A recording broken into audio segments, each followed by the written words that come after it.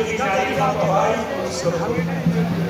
এমন নারীকে বিয়ে করুন, এমন নারী সঙ্গ করুন যে নারী কৃষ্ণ ভজন করে বাড়িতে শুনে, আর যে নারী শুধু সিরিয়াল দেখে টিভিতে হোয়াটসঅ্যাপ ফেসবুক করে ওর সঙ্গে সঙ্গ করলে হরিবল হয়ে যাবে।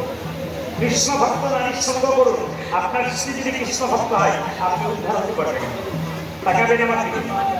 নারী যদি নারীর মতো হয় ধ্বংস করে ওঠে। পদ্মাবতী নারীর মতো নারী ছিল, জয়দেবকে গোবিন্দ চরণ পাই দিয়েছিল।